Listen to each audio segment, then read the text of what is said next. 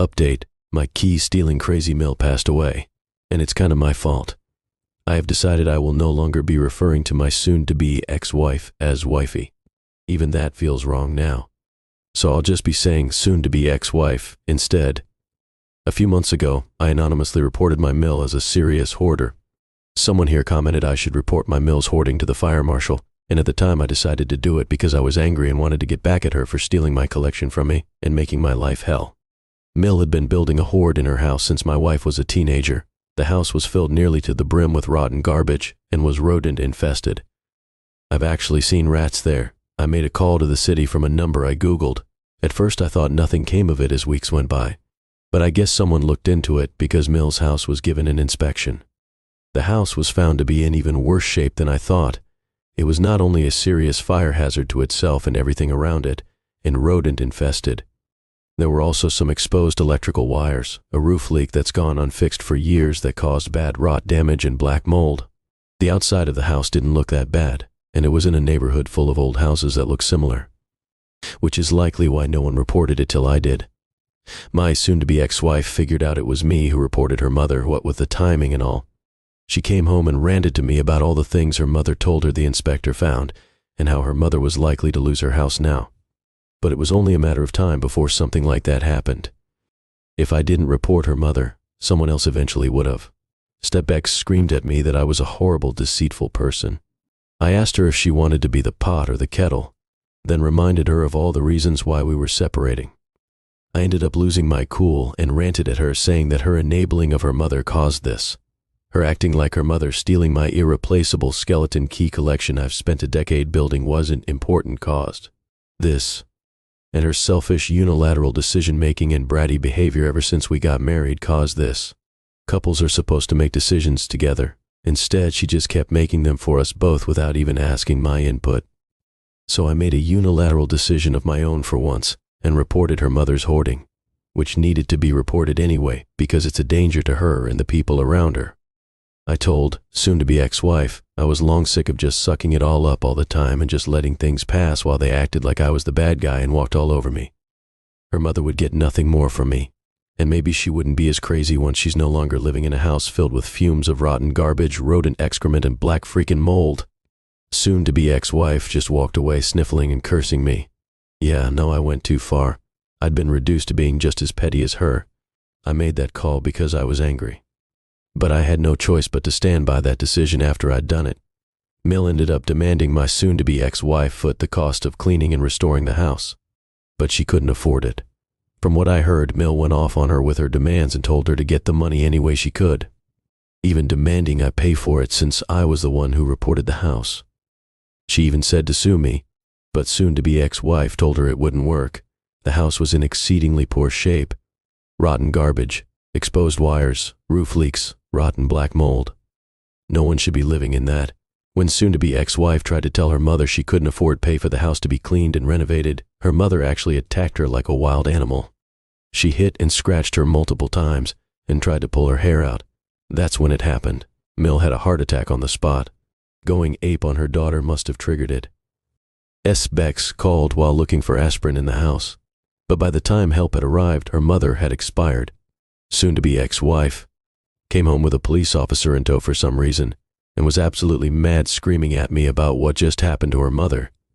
She said this was all my fault, and in all of her ranting, I found out her mother had a weak heart. It's the real reason why she was on disability. The officer had to separate soon-to-be ex-wife from me, and she fell onto the couch sobbing. I hated Mill with a passion, but I wasn't trying to end her life. I still feel great guilt over this. From what the police officer said, and from what my soon-to-be ex-wife said, I pieced the story together and later typed it out, but just couldn't bring myself to post it. I was still racked with guilt and just had to take a serious break from Reddit. That evening when I found out my Mill had passed away, soon-to-be ex-wife managed to calm down long enough to speak to the police officer more clearly about what happened, but she also kept shifting between blaming herself and blaming me. I asked her from across the room why I was never told about her mother's heart condition, and she yelled, "It was none of my damn business." But it explains why Mill used to dramatically put her hand on her chest and cry so many times when she wasn't getting her way. My soon-to-be ex-wife ended up going crazy in the bathroom she'd been using since we started sleeping separately. She asked the police officer for a moment to herself, then just went crazy after shutting the door. She came out a few minutes later looking angry but calm, then told me I was cleaning that mess up. She packed her bags again and left the house for the motel once more, and told me she wouldn't be coming back unless it was to get her stuff. I was so guilt-ridden that I was hardly able to function for days back then, and had to take leave from work because of stress migraines. I basically spent 3 days on the couch, hopped up on meds. But after that I got my ass in gear again. My friends all tell me it wasn't not my fault. I didn't know, and Mill was crazy. Either way, what's done is done, and I have to live with it. Sadly, there's more that happened, which I'll be telling in another post. Edit. I came back to find over 200 comments in my inbox, and I want to thank everyone for the support I've been given. It's too much for me to reply to all, so I'll respond from here. Did I move into that apartment in March? Yes, I did. The events of this post happened before that move. Is this post fake? I wish it was, but this is the crap I've dealt with. Am I in therapy? Yes, I am. Only for about a month now, but it is helping. Very few were against me in the comments, but I don't blame those that were. Yeah, Mill's heart condition was unknown to me, and I set things in motion by calling the fire marshal. And I understand hoarding is a bad mental disorder. I am guilty for that. I'm not made of stone, but at the same time, my Mill was a narcissist who loved walking all over me and anyone else, even her own daughter. Yes, I understand it's a scary thing to lose one's home, but if you don't treat your home as a home and let it turn into a moldy and infested den, then you've let your home down. She was only able to live in one room of it because the rest was so bad. And about a week ago, I drove by the property and saw Mill's house had been torn down. There's nothing but an empty lot now. Guess it was deemed an unsalvageable biohazard. On to the next post. Update to key stealing Mill saga. My soon-to-be ex-wife tried to defame me. Backfired badly. TLDR, I confirmed my soon-to-be ex-wife's scheming to try and baby-trap me because I filed for divorce. She also persistently lied about me to others and tried to defame me until it all came crashing down, and now her social media is deleted.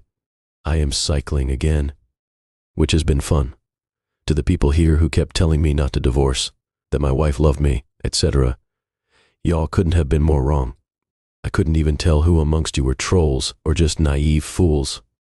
Some even brought religion into it. I could care less about someone's religious views on divorce. They are not me. They are not living my life. I remember an old example of a rich man saying he knows how hard it is to pay for gas when he drives $1 million car.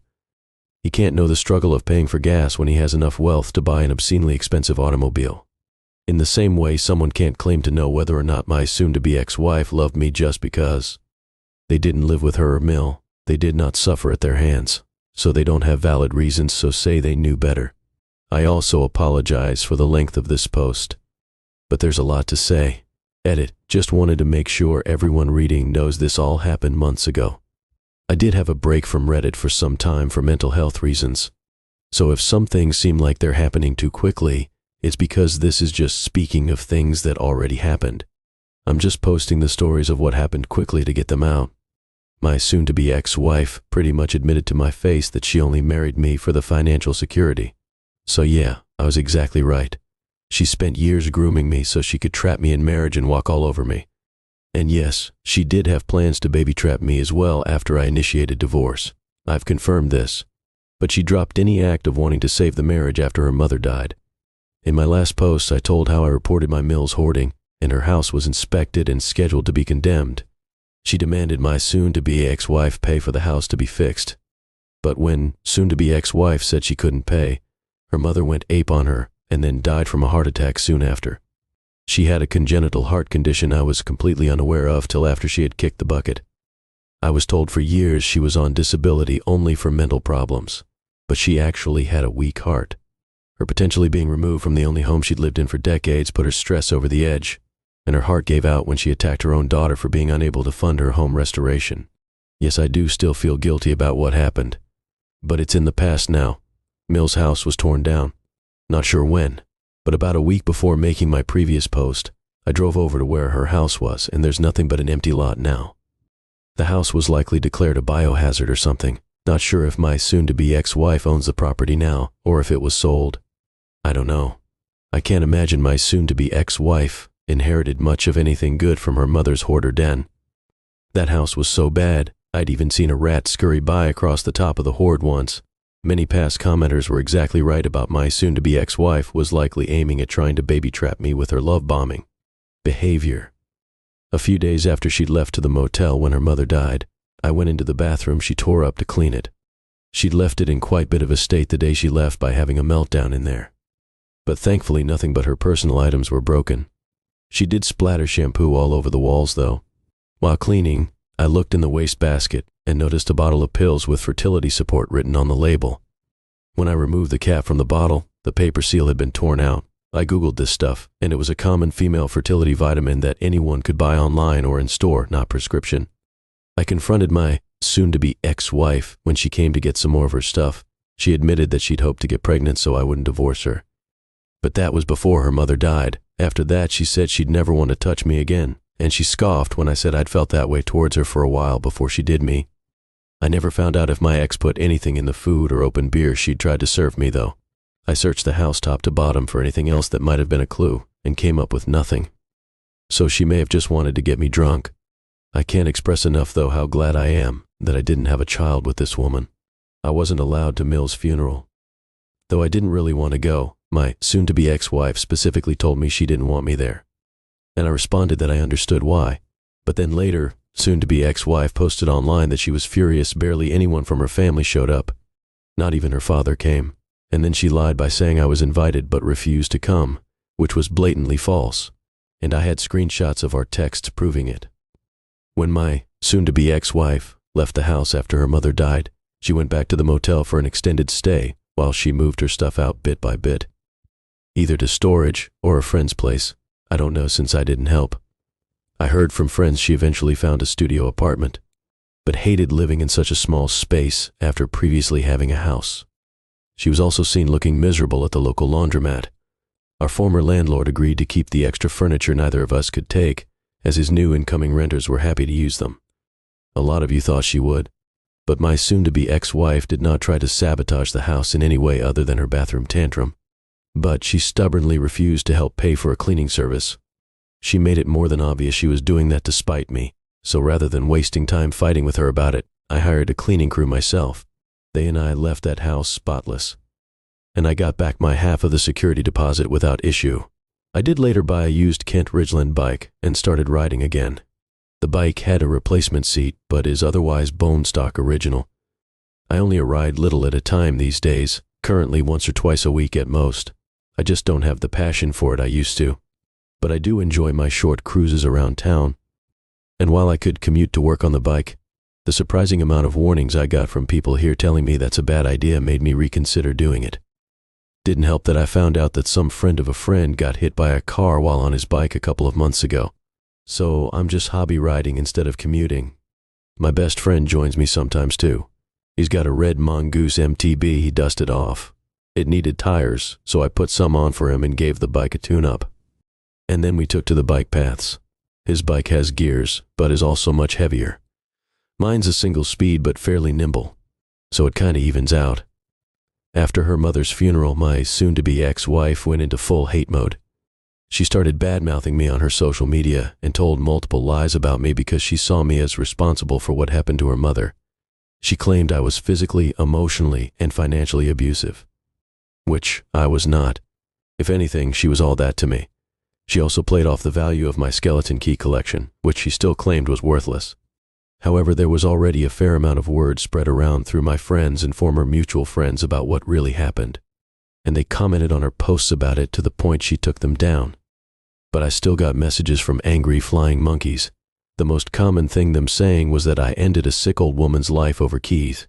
I told them all my side of what happened and pointed out I had plenty of evidence, including being told I wasn't invited to the funeral and showing screenshots of the texts. I was sorry Mill died, but I couldn't have foreseen she'd have a heart attack. And her house was so bad it was completely unlivable.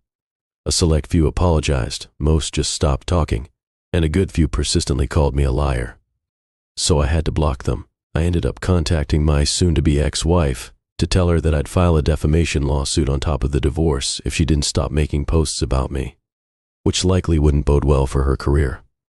I'd already screenshotted everything I needed from her profile before she deleted the posts. Well, she tried to say I was blackmailing her, but she stopped.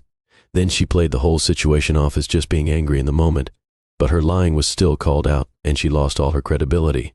She soon shut down her social media entirely and called me afterward to blame me for it. Then she mocked me and said she was glad I was divorcing her. She told me I'd never satisfied her in bed because I was too vanilla, and she wished she could have gone back to her ex-boyfriend. That one actually stung a bit. To clarify though, my soon-to-be ex-wife never cheated on me. Many people figured she did, including my friends. But no, she just spent a lot of time with her mother. I've also spoken to the man who dated her before me. Some of my soon-to-be ex-wife's former friends still were in touch with him and gave me his number. He told me he dumped her because she and her mother treated him the same way they treated me after I married my soon-to-be ex-wife, which means their playing nice for 3 years was one hell of a calculated move. I also learned from the guy that he'd found out the guy who dated my soon-to-be ex-wife before him also dumped her for the same reasons, and he was her high school sweetheart. I'm afraid there's still more to this, and we'll make another post soon. I will say, though, that the divorce is underway and not going in soon-to-be ex-wife's favor. Well, that was a lot, wasn't it? What do you think about these 2 next updates? Do you think it was strange that OP never knew his mother-in-law had a heart condition? Do you think the passing of her mother pushed his ex over the edge? Stay tuned, folks. There's more to come, with a conclusion you can end your week with. But before we get there, we'll have to meet OP's mother and other flying monkeys. This is Petty Honest signing off for now. Meow. Thanks for watching. Please like, share, and subscribe, and all that good stuff. Don't forget to leave your honest thoughts in the comment section below. We love a good juicy thought.